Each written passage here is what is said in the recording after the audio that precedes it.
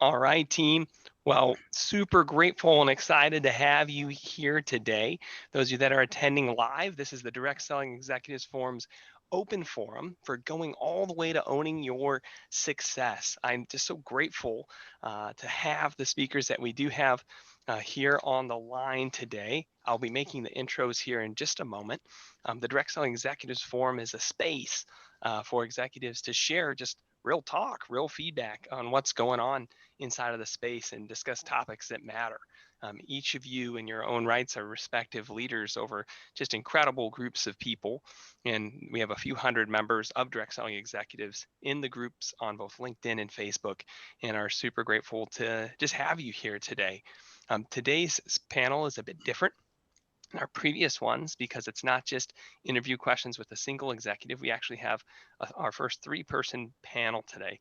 So I'm going to go ahead and walk through some introductions, and then we'll go ahead and get started with some of our questions for this week. So thank you so much for coming out, everybody, on this Friday, joining us on this panel, and just your time and being here.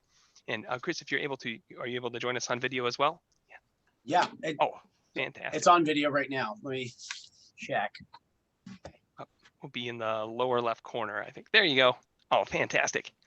Look at that. You guys have really cool backgrounds there. That's awesome. All right. Both Craig and Chris are rocking the cool backgrounds. I'm on Shilpa's camp. I'm like piles of books, which is my home office. So it's fun.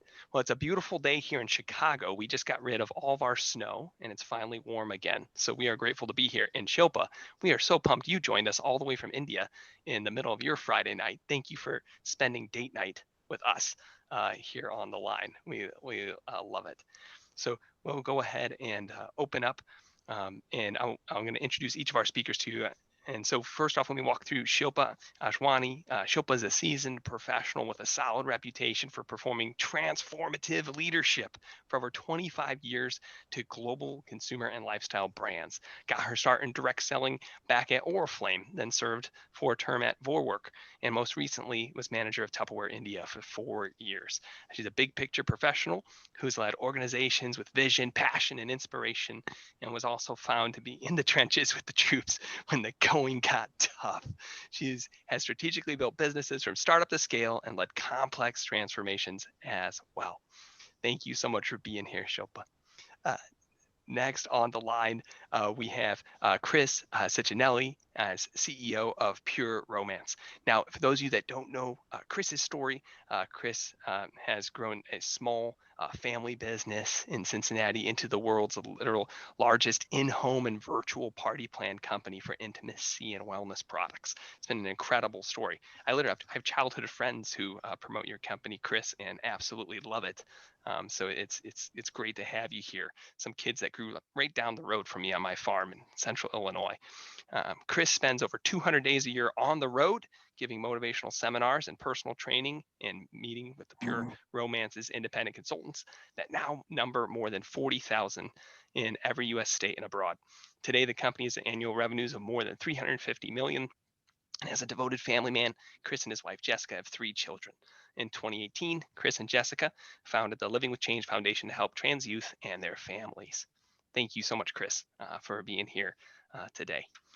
Craig Johanson, Craig started off as senior brand manager at Morinda, and then was VP of marketing at Zango when we first knew of each other. We didn't get to meet personally, but it was the first time Craig and I knew of each other was time at Zango, and then spent almost a decade plus as CMO at Kivana, where they had they had over $1.3 million in revenue their first day in business. What an incredible story Kivana's launch was.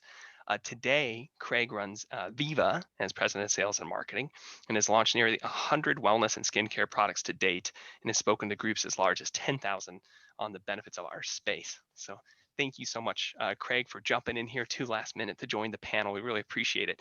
Chet, who had volunteered for our panel, had a last minute scheduling change right at the end, as did Ozma, and we have invited them to other panels to have in the future. We have a really awesome session coming up on April 16th as well as our next one.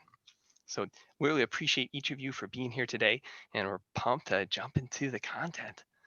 So as we get started, we'll go ladies first. We'll kick it off to Shilpa.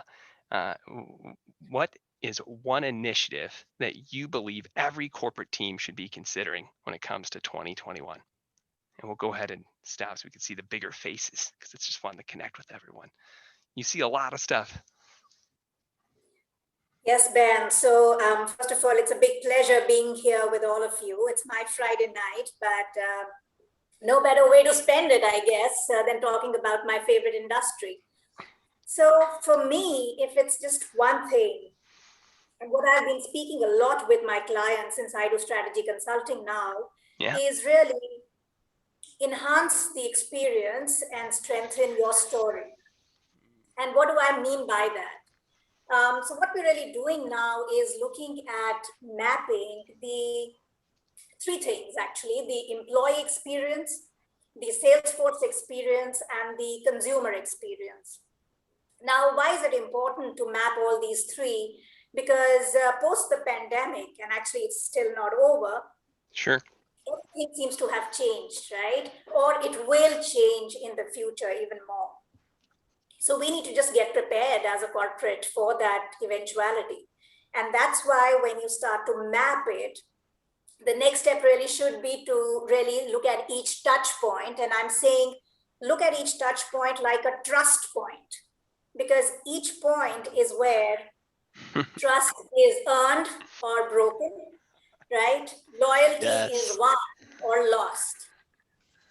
Okay, and these are, you know, numbers that are staring us in the face. I was reading a report by McKinsey where it said that 73% of the consumers in the US actually changed their shopping behavior in 2020. 36% of them actually changed the brand that they were used to using or were loyal to. So as a corporate, if you really need to make sure your consumers remain yours, your sales force remains yours, and they grow even more, and your employees are growing with you and they're loyal, enhance the experience, strengthen your story. That's what I would do. Yeah, I love that, Shilpa. The thought of the word trust points is so good for everybody that's on the line, because I share this with my own staff all the time, of saying that every time you interact with anybody, they either feel better about us as a company or worse. Like every time you touch, that's it. And that's really what you run into. All right, well, let's pass it your way, Chris. As you've been thinking about this question, what do you feel people should be considering for 2021? This was something we sat down with our team and really, had really dug in on and started thinking about it. And, our big initiative was, how do we make this, our community in the world, a better place than which we found it, right? And I know that's kind of a big kind of, hairy, audacious goal that we were going after. But, when we started looking at what is going on in the world today and how so many people had to pivot, there's a lot of people that are in need. And, we said, listen, if we are really going to base our business off of culture, right, and we're going to base, everything that we do, and to retain top talent, to get people to come in here, it's got to be bigger than, just moving sales numbers. It's got to be moved better than, going out there and helping people grow businesses. So we sat down and said, what is the one thing we all know to be true? And we all want to make change. We all want to make impact. And that was our biggest thing this year, which was our biggest initiative, was to make it a better place. Like, we went out, as soon as we did that, everybody went and said, what we would do. Well, we know that there's a lot of people dealing with hunger right now, in our communities, in our cities.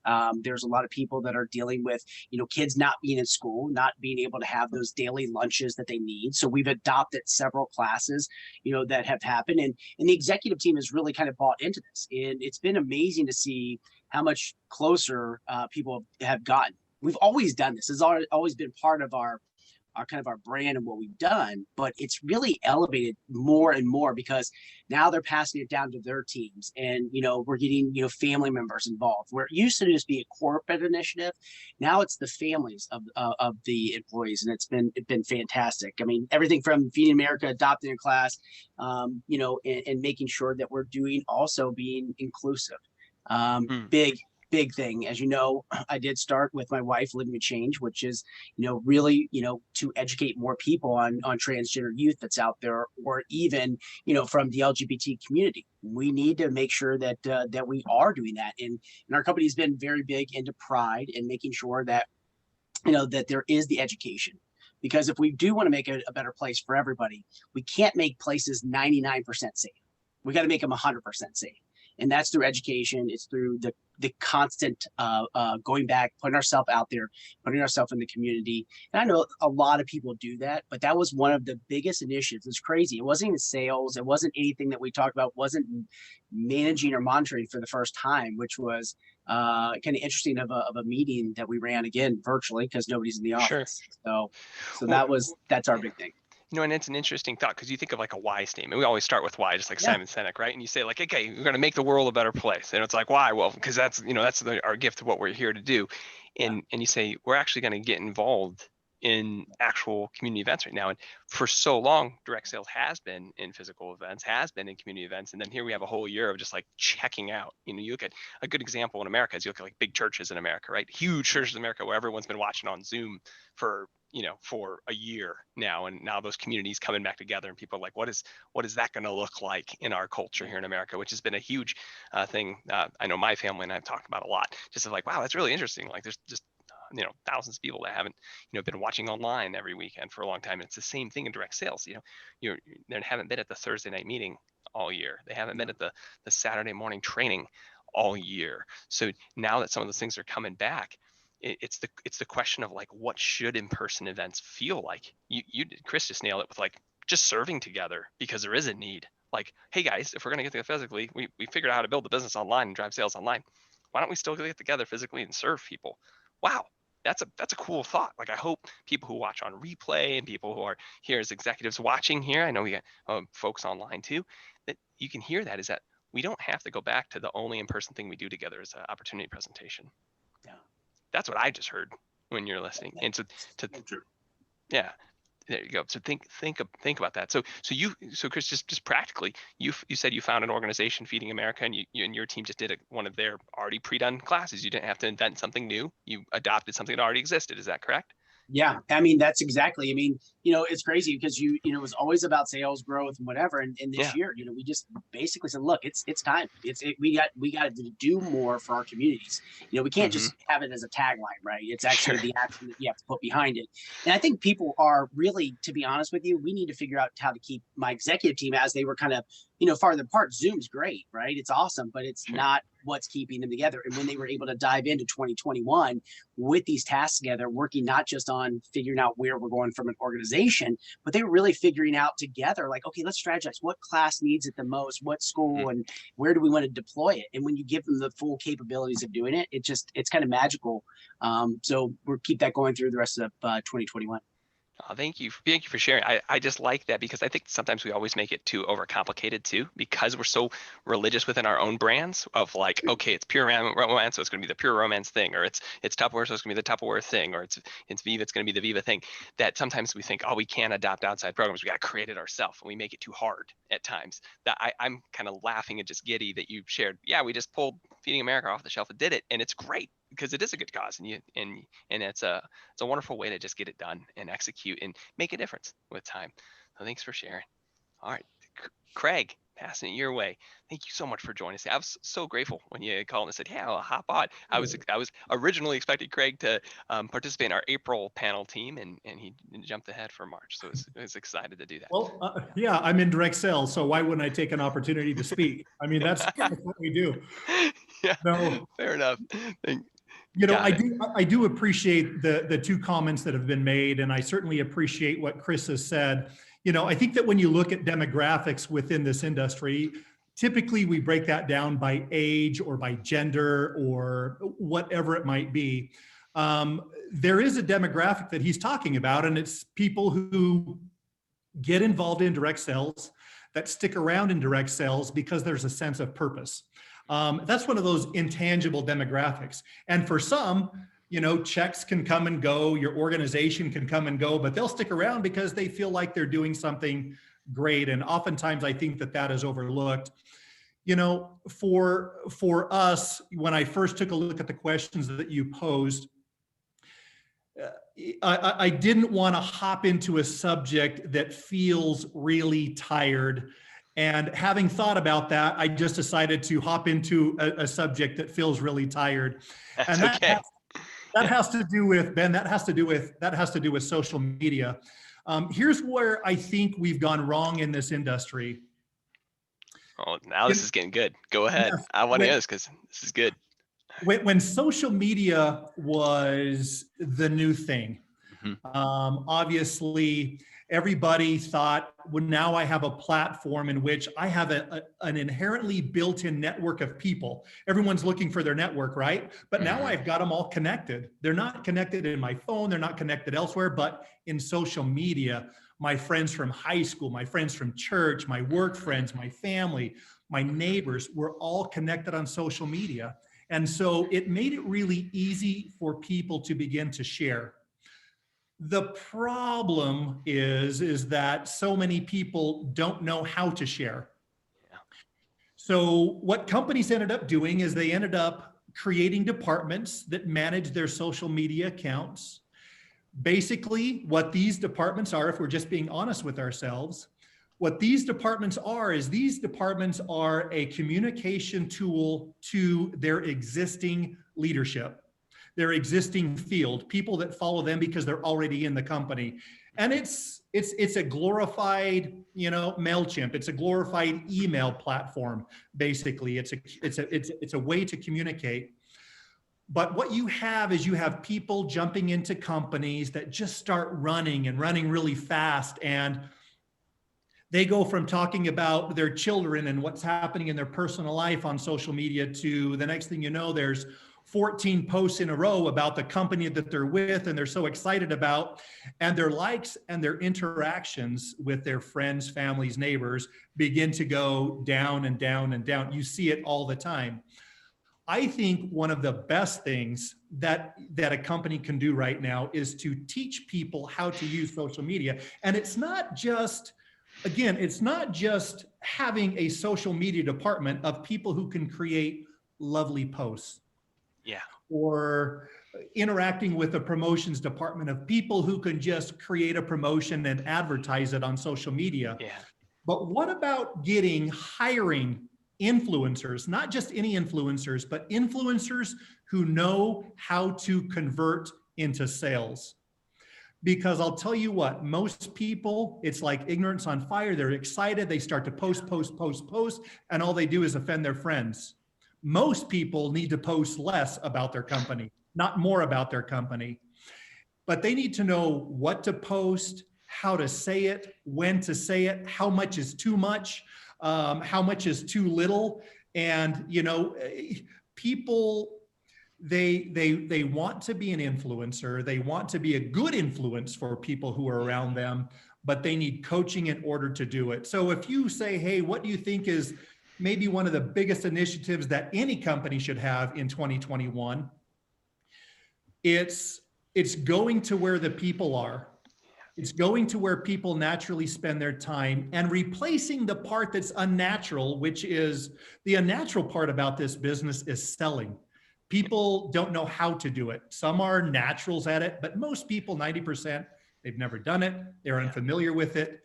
And that is us teaching them how to use this tool, much like in the past, we would do trainings on compensation plan, trainings on product, trainings on how to conduct a hotel meeting. Now we need to teach every individual how to effectively use social media. I love that you actually picked that, Craig, because it's not tired and old, because it's right that you said what you said, because what you're asking about is how do we model the proper behavior. I finished the book No Filter about the founding of the Instagram and how Instagram grew and Systrom's plans when he sold to Facebook. And in there, his strategy constantly was to highlight people who are behaving properly on Instagram and have algorithms that hid people who were not behaving and modeling the way he thought you should behave as a Instagrammer, right? So that was Systrom's entire business plan of how we're going to grow. We're going to highlight people who model the proper behavior, and we're going to hide people who don't model the proper behavior of what he felt it should feel like to be on Instagram. And Facebook's a really interesting one, even to my heart, when I think of social media, because I was one of the first users when you could only be a college student on it. I was 16 years ago, and there was only like 11 schools on it, and I had an account. And when I built my first MLM, I haven't been a distributor for, gosh, going to be 11 years next month, right? I've been on the vendor side of the space for 11 years. But for the 4 years I was a rep, most of my lead gen was on Facebook, and it wasn't in blasting what people do today where there's posting all over their walls. It was all in private messages, just like using the phone. When you said different technology and trainings, I would equate to the training I believe people need today in social media to the training we used to do on here's how you use your phone to call someone, is here's how you use social media, because it's just another mode of communication. Here's how you use Facebook Messenger to start a great conversation and catch up with someone. Here's how you use WhatsApp to start a great conversation and catch up with someone. Here's how you use Instagram DM to ask a quality question and genuinely connect with someone. And the part when you say oh, there's genuinely connect, oh, that takes energy. And it's like, yes, it does. Like it does. It's not skipping past that part. Team, Right. just from that And topic. there's a right way to do it, Ben, and there's a right way to do it and a wrong way to do it. It's like Totally. 20 years ago when you had field leaders who were teaching people how to do a three-way call, how to introduce their upline, how to these basic fundamental things. That needs to be applied now to the way that people communicate. And how to edify. Hey, panel members, anything to add, gang? Just on the topic. I know anything you want to share there? I just saw some heads. Yeah, go ahead. No, I'm just very happy to hear the word purpose. I'm very big on that, and I am just so happy because I just felt that it's innate to direct sales, and now the world's sort of understanding and waking up to its power. I think it's really time for the direct sellers to leverage it so much more because our stories have been authentic from day one. That's why most companies were born, right? And it's really time to tell that story so much more powerfully, to connect. The millennials want to hear it, the Gen Zs want to buy because of it. So why not talk about it? And social media is great, not to badger people with messages they don't want to hear, but who doesn't like to listen to stories? Yeah. And real stories. So that really should be storytelling should be part of the whole training as well. Yeah. Absolutely. And go ahead, Chris. Yeah. You know, it's so funny. I feel like Greg was looking at my next question for my leadership to my field, because that is exactly, are we broadcasting or are we connecting? I feel like they are all just broadcasting. And it's like, you know, it's like, just take this, put this on social media. It is definitely something that we are on top of with our field. This is our biggest field initiative, is how are we communicating, right?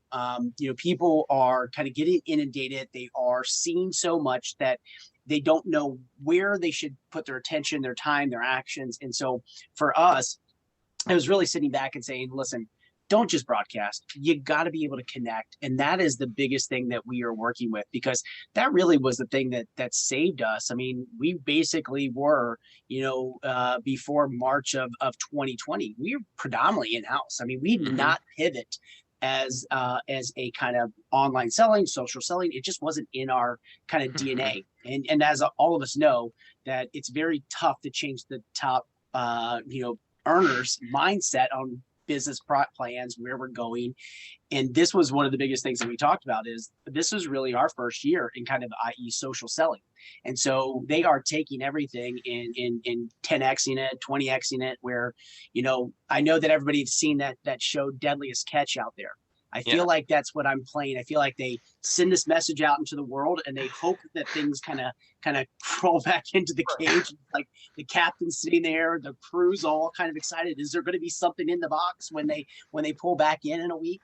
That's how I feel that it was in 2020. We really want them to get back to not doing broadcasting. It's great. You can have the venue, do it when you need to, but I think the more important thing is, how do we connect? And that was our biggest initiative for our leadership there.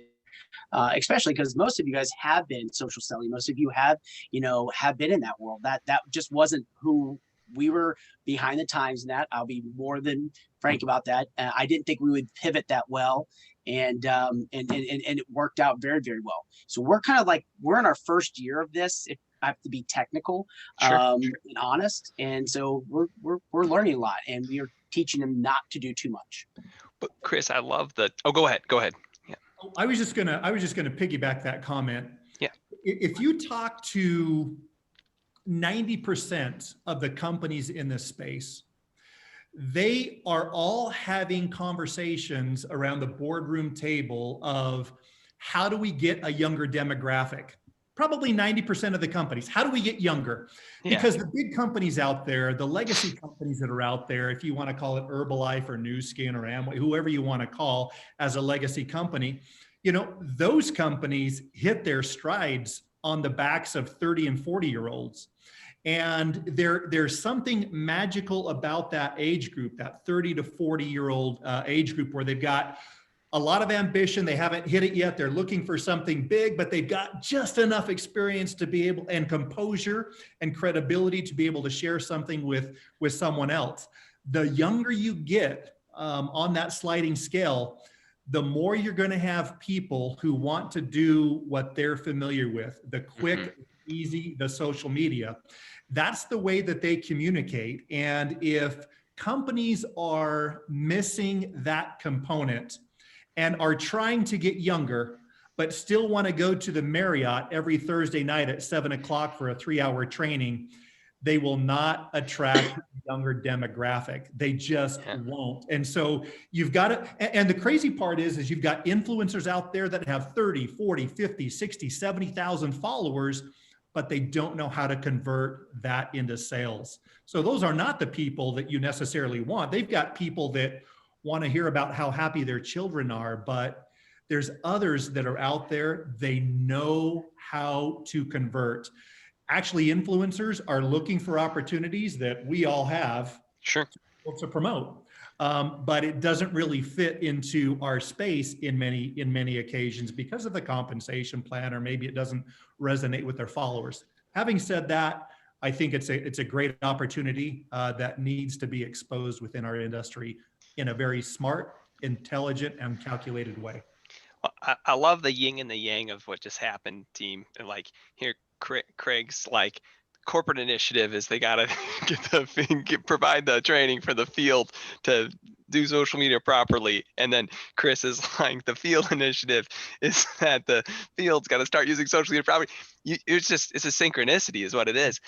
And what I will share is that picture. If you're watching this live, executives, write down the picture of what Chris actually shared of broadcasting versus connecting. I just had that in my notes.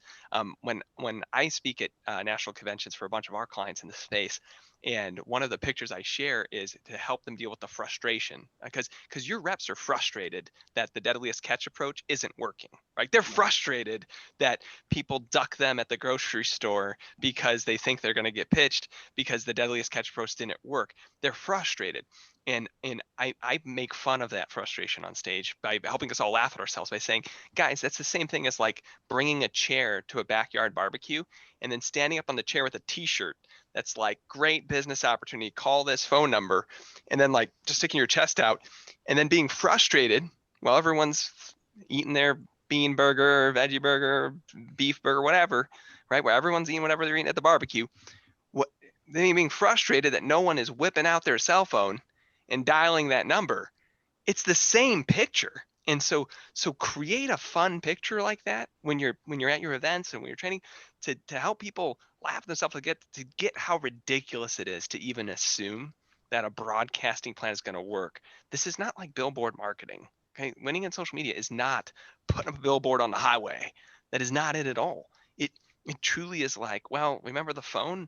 It's just they don't use their phone that way. They message each other here, and it's really helpful. And I'm in that weird age gap in between that too, Craig, of growing up with it, but then I'm the oldest of that group, and so it's interesting to hear the comments. So let's step ahead for time. I know that I promise each of you only 40 minutes, and we're 32 in. So let's go to. I just respect all of you so greatly. So let's move to other field initiatives. We'll head over your way, Shilpa, for the field to be considering in 2021. Go ahead. So Ben, for me, it's very, very clear. I think it's back to the basics. And my vote really goes to onboarding. Yeah. And when I say onboarding, it's not just about the new, shiny, fast start, right start, whatever start program that you call it, but it's really the intent to pick up and evaluate that and really go out and educate with excellence and with energy. We've seen that the gig economy is going to explode. As a result of that, there are so many people who've either been laid off or people who've realized that they need an emergency fund in their life because who knows what will happen next, right? So they do want a side hustle. People are looking at direct selling as a profession, with a lot of respect now. And that is so evident in the fact that companies have seen anything from 50% to 500% increase in their sales force increases, right? So how do you really make sure that all this fantastic new energy that is coming in actually becomes productive for you and for themselves, right? So for me, it's not really about talking about the money any longer. For me, it's about show them the money. That's what will make them stay back. But don't just show the money, but really look at what I call the 5 Ps. Make sure that they connect with the purpose of your company. Every new person, down till always the rep who signed up just like 5 minutes back while we were speaking. Of course, you need to talk to them about the plan, but don't show the whole thing. Nobody's interested. Tell me small little, bites that I can chew, right? Tell me about the product. What can I use and what will help me make that money, put food on the table? Tell me about the processes, but just enough, right? I don't need a PhD in the processes of your company, but tell me how to find my way so that I don't feel lost. Just enough so that I feel a sense of belonging, that I've made a good decision by being with you and not being with someone else. And last but not the least, to Craig's point, please teach me about the platforms that I can use to not just broadcast, but to connect, to make authentic relationships, to know the ways which will help me to move forward.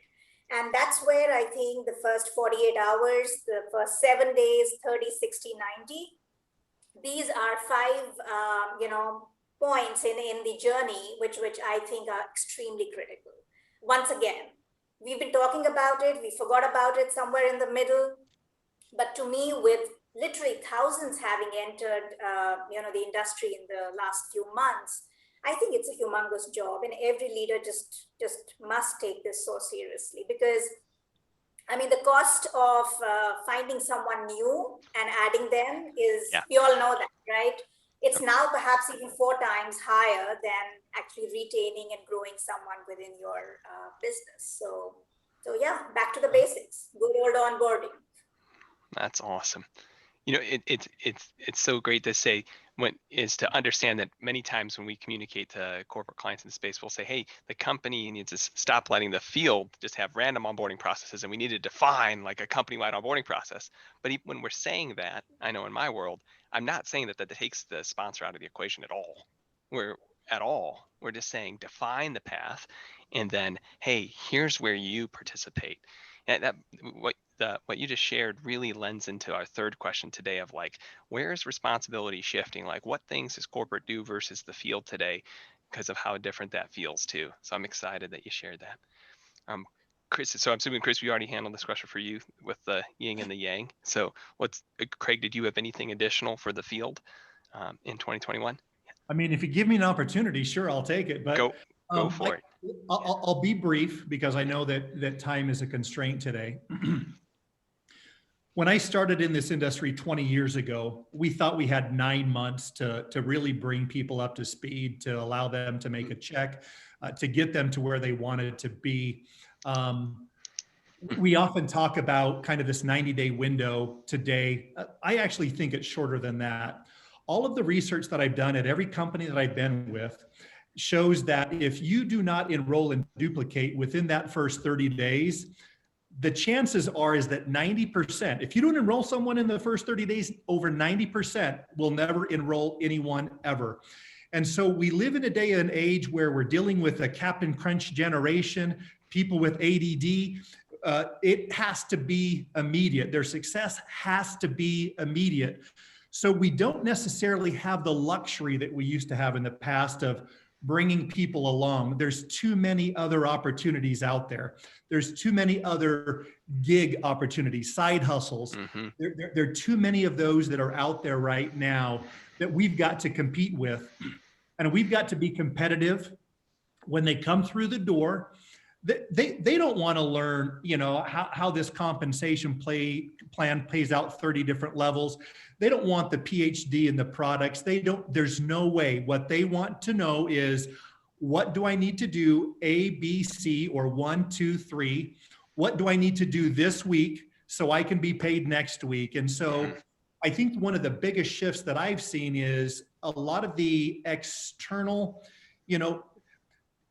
at one point in this industry, our competition was our own industry.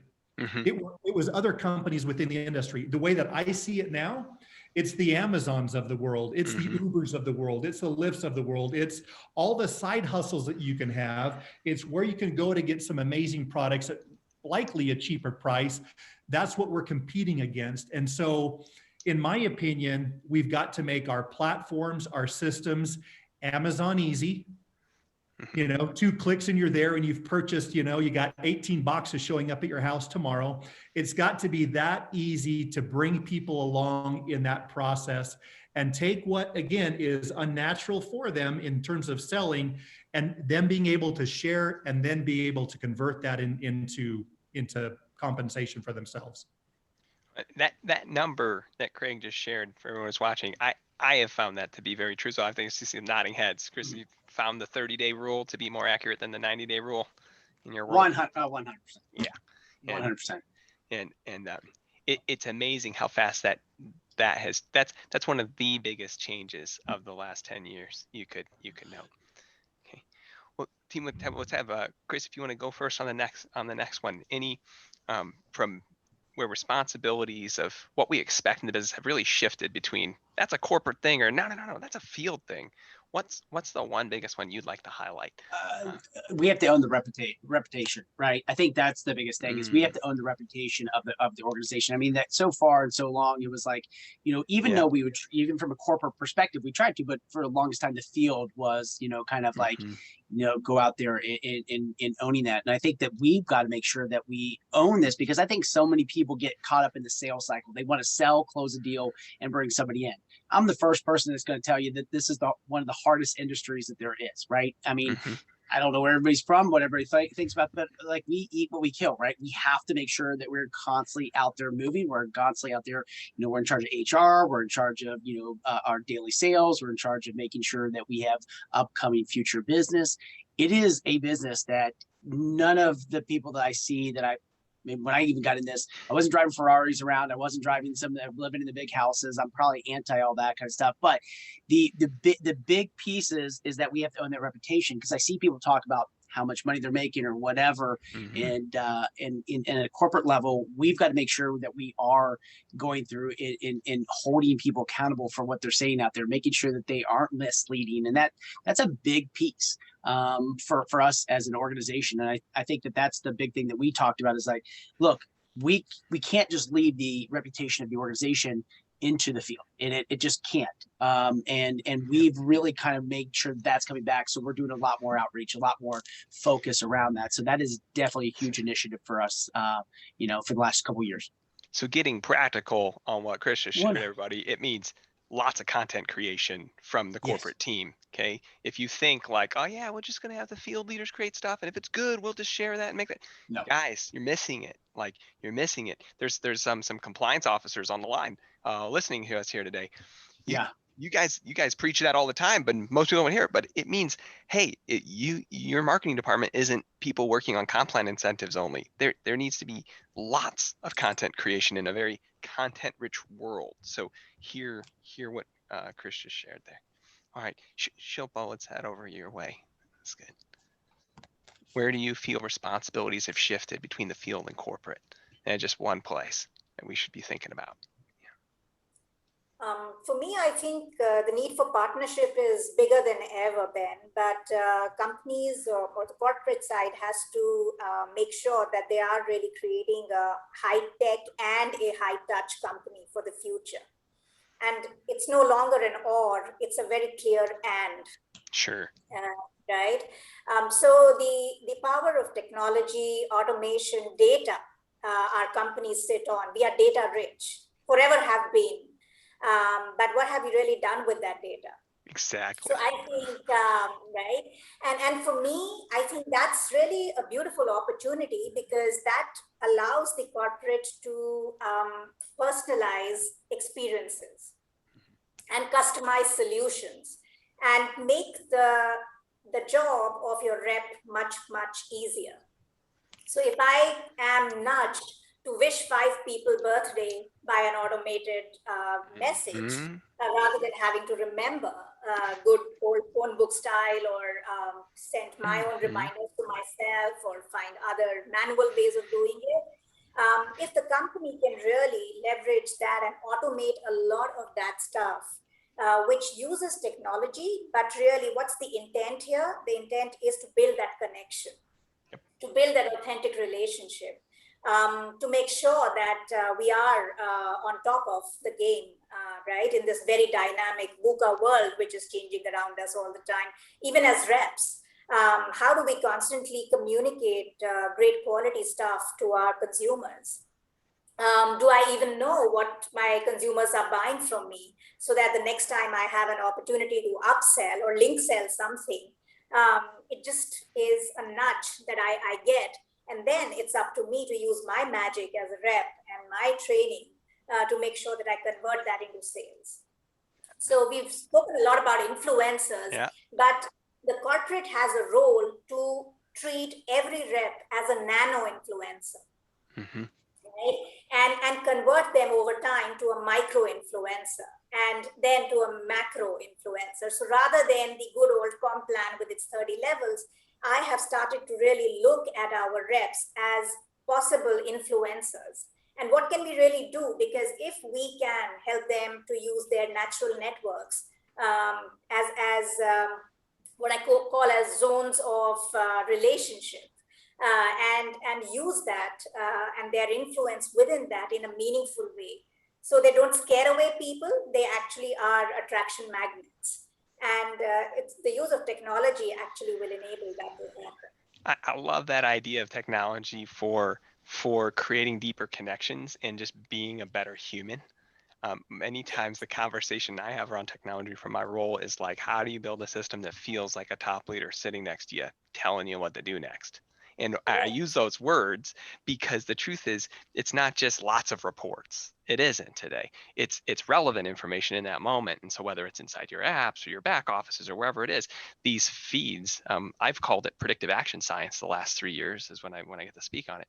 But it's been this idea of saying you need to be thinking about all the triggers and sequence and scheduled actions you want that suggest what you do in this moment to people so that it does feel like the connection's getting deep in there inside of the system. All right. We'll go to you, Craig, for one last thought, and then we have we have a rapid fire bonus question, and we'll be done. So go ahead. Okay, Super fast. I'll be brief. I'll be brief on this. I'll be brief. Can't wait to get to the rapid fire, so I'll just be brief. It's a one-liner. Yeah.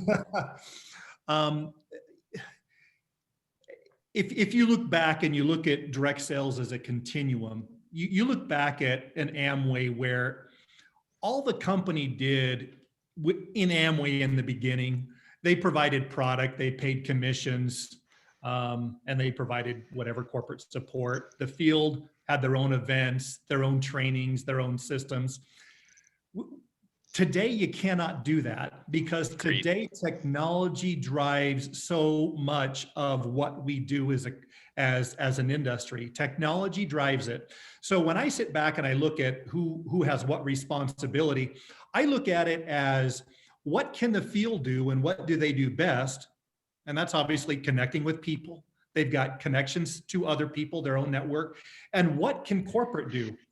Corporate, our responsibility is, in my opinion, is to invest in technology and invest into things that they cannot invest in, things that they cannot bring to the table, things that make their job easier. To have someone on staff who knows what a real drip campaign is like, a nurture campaign to bring someone along, someone who purchased a product 3 months ago, haven't purchased since. What do we do with those people? The person, obviously the person who brought them to the table will call them every month and say, don't you want to order? Don't you want to order? And they'll just get offended. Likely that person that is calling them on the phone will say, don't you want to retire in 3 years?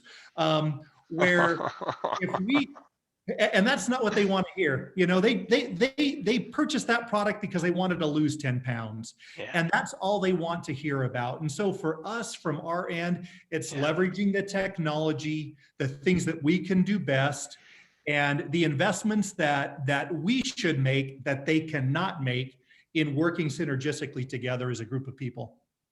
Awesome. Gingo, I appreciate you taking the time and going over. We have a rapid fire one-line question and we'll be done, and we'll thank all of our panelists for being here today. It's an absolute pleasure to be with each of you here. And I couldn't agree more with what you just shared, Craig. It's the whole idea is you only get frustrated with the field if you expect them to be something they're not. Right. It's the only time you get frustrated with the field, when you expect them to just be who they are and then you can build things around them. It's like with your own children. Like when you get frustrated with your kids, it's when you expect them to be something they're not, right? And you're like, oh, okay, I'm going to build these things around them as a parent so they can then go win. It's same with your volunteer army, your tribe. It really is. Right. All right, the rapid fire question I don't put in there because I want your off the hip response. It's a one-liner. We'll go around the room. It's knowing everything you know today. If you could hop in a time machine, go back 5 years. It's 2016. It's March. What would you tell yourself? One line. Go ahead. Shilpa. Don't overthink. Just be in the moment. All right. Just be present. Love it. Chris. Yeah, you know, I would tell myself if I could go back in time, I would have started doing social selling a lot earlier. All right. Facebook would have been the one word.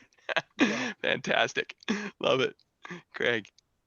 No matter how you parse out this business, no matter who sells whatever they sell, this business is a people business. And that is the biggest asset that you have and that you need to take care of. Awesome.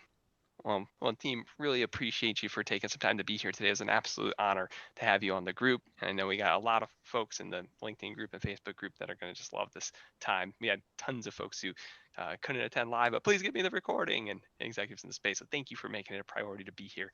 We appreciate you and wish you all the best in your days. We'll talk with you soon. Bye for now.